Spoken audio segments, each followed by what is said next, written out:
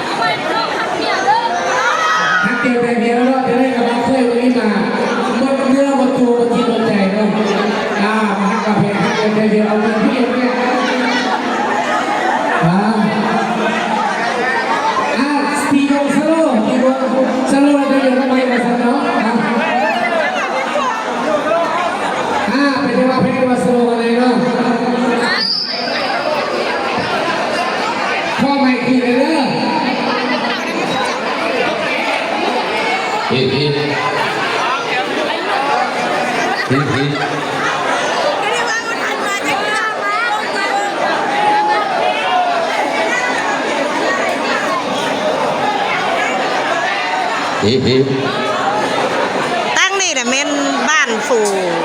เคย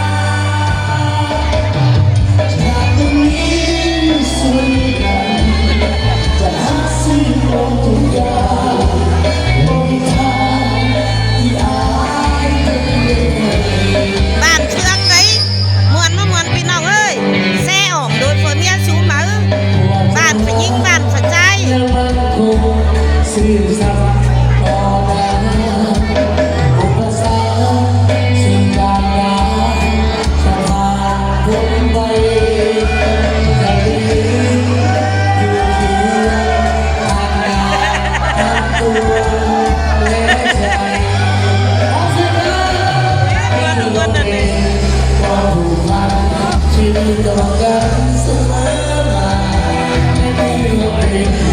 เราห่วงใยในความใจกันทุกสิ่งที่ได้ให้มาจะรักษาเอาไว้ให้สุดที่เราสัญญาขอบคุณกันนะ เฮ้ยมาดูความพี่น้องได้ดิ หัวใจมองให้แก่น้ำจากวันนี้ส่วนนิรันดร์จะซื้อลงทุกอย่างบนทางที่อายจะเปลี่ยนใจ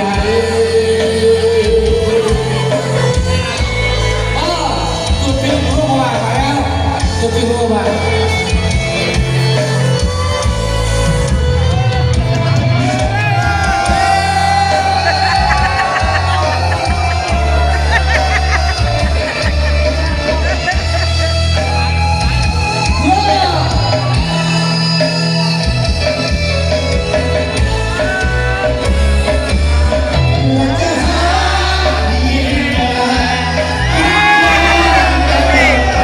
ด้พี่น้องอ้อนมวลจำนวนมา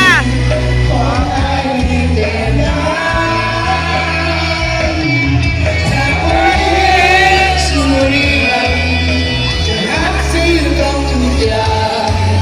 ก็มีทางที่อายจะเปลี่ยนใจเอาทำมือด้วยกันเลยอายจะบอกอายไป